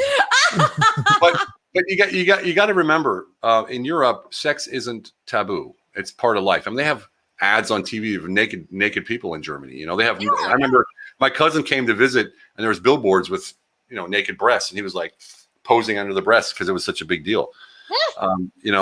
Germans are actually a little bit too sex infatuated. Every news show, everything ends with something sex, and they always say it at the beginning so you could stay to the end. And they had strip live game shows where every time the contestant lost, they would take a piece of clothing off. This was on normal everyday TV. So sex is accepted over here. I mean, it's not like, oh, it's taboo. No, that's. I mean, when I was there, and this was late 90s, early 2000s, there was a lot of the openly public sexual whatever is stuff that's still barely starting to come out of the taboo over here today. As far as like the BDSM was very open over there. All the different taboos that are starting to become. 50 Shades of Grey for bringing it to America. Yeah, I have to ask what BDSM is. It's the bondage. Oh, okay, yeah. Okay. Sadomaso. They call it sadomaso in Germany. Yeah. So that stuff was just out in the open there, and there's like kind of like in Vegas where they have the people handing out the cards for the hookers. Steven, they had that stuff when he explained what BDSM was, did you think, oh yeah, regular sex? Got it. Yeah. No, I was thinking lack in leather. They say. There's actually a club in Berlin called the Kitkat Club. It's been there since the 60s, and they keep changing locations. And the Kitkat Club is literally, you have to walk in. You only get in if you're dressed, either you're completely naked or you're dressed like really weird. So you'd have to go in as a man wearing like leather shorts with your ass cheeks cut out and a topless shirt, like topless or whatever, just something weird like that. So I got in a few times behind this desk. Yeah. You're not wearing pants. And women would come in. Just have anyway. So you have like 300, 400, 500 people in there, and it's a club with a stage, and everybody's half naked or naked, and everybody's doing something with somebody. Men with men, women with women, women with men, threesomes, foursomes, 12somes, or whatever. And it's just a club. People are drinking. Hey, how's it going? And they're walking around with their shit hanging out. The weirdest place I've ever been, but it's very popular still to this day. I don't know if it's open, but it was when I was there last time. So. And it's been there forever. Was that a really risque movie back in the 70s or 80s? Was it Caligula? Caligula. Yeah, that was pretty much it. Yeah, that was pretty much it. And it's just like I said, old ass people shows is this. Hey, go fuck yourself. You're gonna get old one day. You'll be like us. No, thanks. You'll be like us. It doesn't matter how old I get. I'm never gonna be as old as you fuckers, so I'm good. Damn. Well, I don't like if we go back, I mean, I think it's key factor that in the States, I think in Texas there's a law, oral sex is forbidden, right? I think it's a law.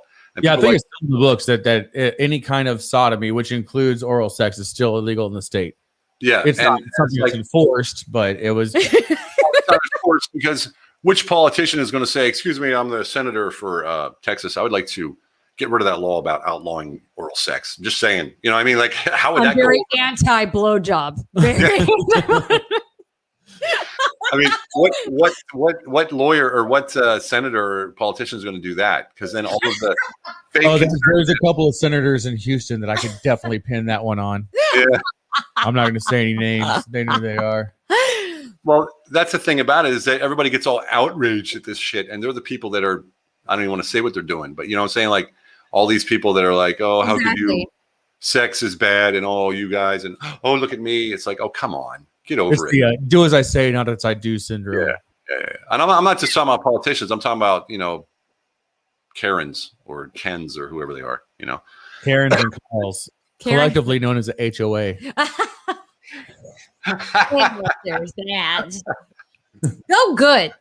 You made it a whole hour and 30 minutes before bringing up our HOA. Cool. Wow. Amazing. Well, it was a pleasure, man. What a different kind of conversation that was. We went from one end to the other, didn't we? Yeah. Nothing wrong with that. We ended with sex, right? Hey, that's how the night's supposed to end. That's how it is supposed to end.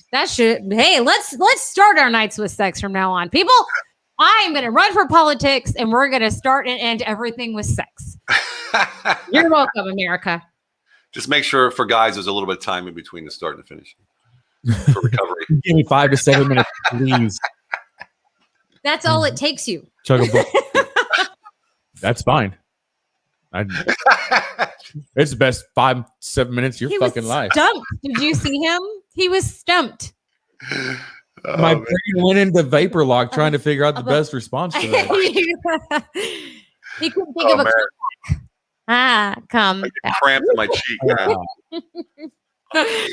Oh my god! Cramp in my cheek from laughing. Oh, Jesus. Well, Steven, it was honestly a blast finally getting to talk to you. Like I said, JD talks about you all the time, and he really takes a lot of your advice very to heart because he knows that you really want him to succeed. So for sure. And how can you go wrong with the HIT method? Honesty, integrity, and transparency. It's true. Yep. That's very true. Every aspect of your life. If you apply business, marriage, the whole thing. Exactly. Live it, embrace it, embody it. Yep, for sure. And it also keeps you who you are. And no one does you like you. So in many ways.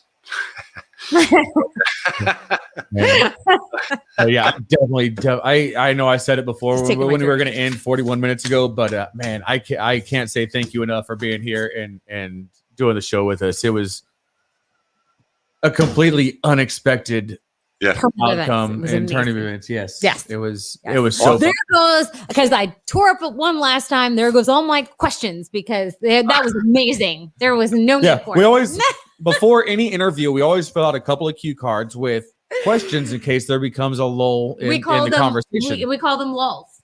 Is what we call them. So we have if we need the fillers, we have them already there. Yeah.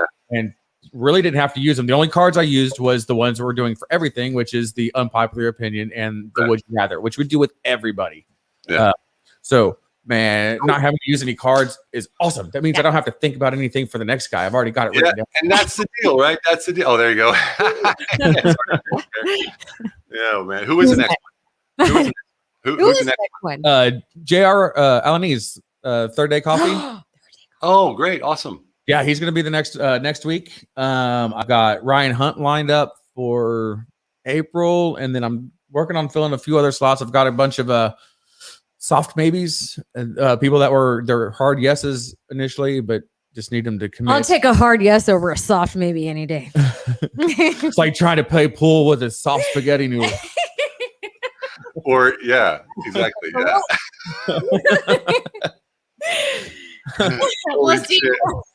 Jesus. We can go on forever. Yeah.